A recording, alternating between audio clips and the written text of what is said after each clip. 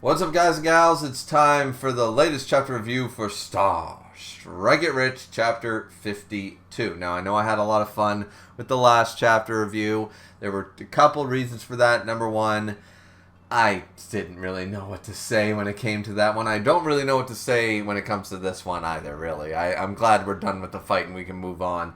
The second reason, which I already brought up in the Kengan review and other reviews and stuff, One Piece and stuff, is that these are all late due to the fact that when I finally caught up and stuff, I had, unfortunately, an arthritic attack on my feet. It's called gout. It sucks. I already had arthritis in my hands, and now I have it in my feet. And I just recently got the pretty obvious diagnosis as of a couple days ago and stuff. But it was very difficult to walk, let alone get down the stairs to record anything. So here we are. Anyways, that's why this one's late. That being said, we will actually go through this chapter this time. But yeah. Somebody has a fetish for something. I don't know what, but something. Or a whole lot of something with a dash and a sprinkle of something else. You know what I mean? It's like building a banana split here. You know what I mean? There's a couple types of ice cream. There's bananas, chocolate sauce, maybe some caramel sauce. Ooh, let's get a little fancy. Maybe we even add some whipped cream and some cherries on top. You know, there's a lot going on, and there's a lot of fetishes going on, and you know, whatever the hell this is supposed to be. So, anyways, the opening lines are absolutely fucking hilarious. I'll give it to you there. It says, "Oh, good heavens, a pretty young girl shouldn't ever make such a wretched face. Oh, let me clutch my pearls." And then it's like, too late, I'm already into it. Is this like in a bridge series? Like Team 4-Star write this shit? Because it's like, too late, already into it. You know? And it's like, wait, what? And then, who the hell says good heavens? And I'm like, okay, who's talking? Is there like 2 people? Or 3? Or is that supposed to be a continuation of the same line? I have no idea. And I'm like, okay, I assume these are the fight commentators, and there's at least 2 of them, but it right out of the gate, I'm like, well, wait a minute now. He said, too late, I'm already into it. By the way, who the fuck says good heavens? You know what I mean? Because obviously one of the commentators is a freak. I have no idea. Anyways, so Yukihiro Sarah here is just going full on H category, you know? And the twins try their best to get in there. They call it a bum rush. I mean, I'm suppose that probably is what it's called, but I mean, in this context, with all the implications and innuendos with this last couple of chapters, could we not? Please, could we just call it going for a straight tackle? Could we call it a tackle?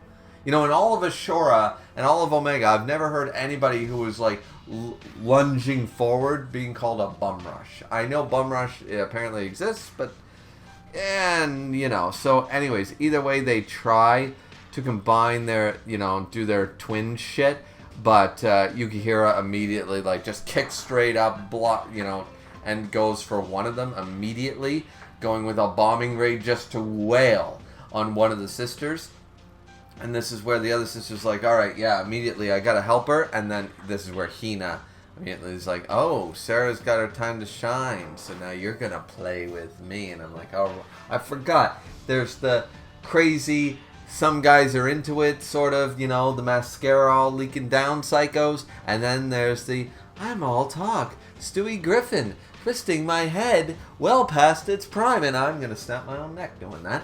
Anyways, yeah, so that kind of creeps. So we have 2 creeps in the ring and some twins. This should be sexy as fuck, but it's just creeping me the fuck out. And this is a guy who grew up on 2 Girls, 1 Cup. I'm just saying.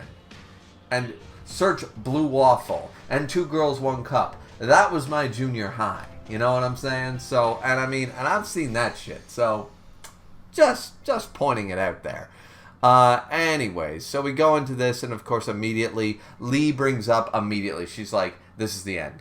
It's over. And actually, it was smart of them in a tag team battle to be like, okay, if we team up, but once they get separated, you're not going to be able to 1v1 against Hina. So the fact is, once you got separated, this match was over. The tag team might have worked against Hina is the implication, like if they had managed to keep it up. But unfortunately, it is a tag team, and Sarah pulled her weight, and that's basically the end. They got absolutely wrecked in the end. They got absolutely brutalized and stuff like that, so it's finished. They were soundly beaten, all that stuff, and the crowd is going wild, and it's all good. But Sarah is still like, oh my God, I am in total ecstasy, and it's just like, okay, all right. I know some of you are into this shit, and I'm just like, listen. In certain content, no, I'm not even going to go that far. Listen, all right. We're not supposed to fetish shame. We're not supposed to kink shame. We're not supposed to. I don't know why though.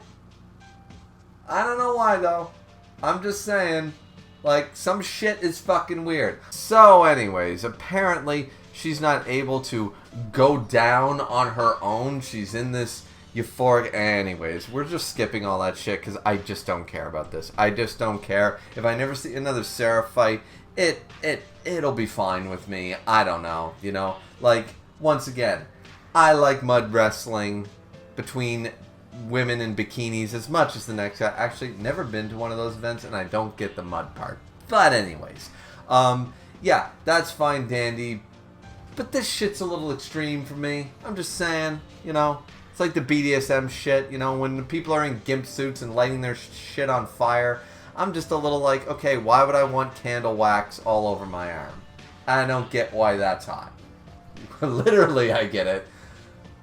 The other side, I don't. Pun unintended, I guess. Anyways, the end part of the chapter is what's really cool. So the owner of Fancy Fight happens to be the first star.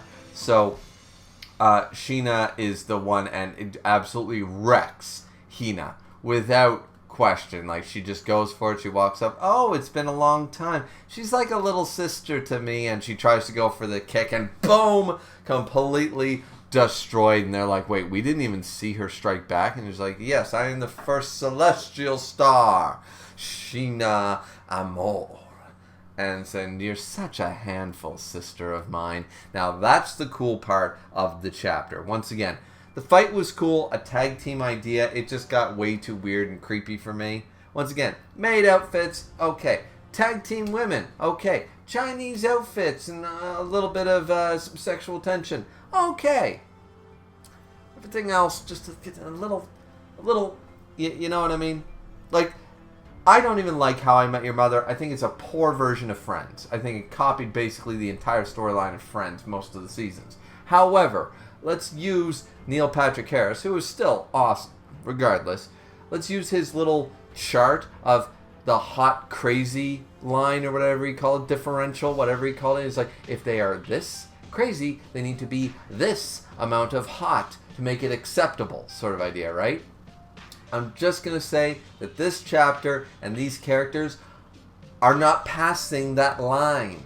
They're down here. They're too crazy and not hot enough to make it okay, at least for me. So, that is what it is. As I said, the last chapter review was just fun to make a joke one. It was seemingly well received, so that's cool too. But yeah, no, I did review this one once again. I'm just glad that that's over. It's just, I don't know what I'm supposed to say. Even if I was into that shit, it would just be like me going like there like, yeah, that shit's hot, man. Like, what am I supposed to say to this shit about a girl literally with the whole mascara and, like, treated like a fucking human toilet? Like, what am I supposed to do with this information? What is there to review exactly? You know what I mean? Like, there's pushing the envelope, and then there's, like, they fight down and dirty, quite literally, and we're moving on, I feel like these chapters sometimes, I literally have to do what the script writers do when they are writing out the whole script for Star Wars, Lord of the Rings or something, and then they just put they fight, and then they move on to all the dialogue. It's like, okay, so now I gotta figure out, I feel like sometimes I have to do that literally for these chapters, be like, they fight, because any other comment is gonna get me in fucking trouble right now, So, I'm either a bad guy for kink shaming, or I'm a bad guy for being into it. Either way, you fucking lose. You know what I mean? So, yeah. So, anyways, yeah. Hopefully you guys had some fun with that. I don't know. I'm just glad. I'm really excited for the story on Sheena here in the next one, where we're going to learn a little bit about Miss Who Owns the Fancy Fight. Obviously, we already knew she's one of the ones that the prison one, I forget her name right offhand, but the prison star was like, we already know where she is, and she's been doing the same shit. So she's just been running Fancy Fight. She's all good. She's staggered. She's not doing anything, and they like to keep it that way. They're more interested in the other stars and their activities right now. So it will be interesting to hear what her plan is and to learn more about this first star, who's likely the strongest, if not the smartest. So, anyways, what did you guys think? Let me know down in the comment section down below. Don't forget to like, comment, and subscribe, as always. And we'll see you guys back next time for Chapter 53 of Star Strike It Rich. Looking forward to it. Hope you guys are too. Have a good one. See ya.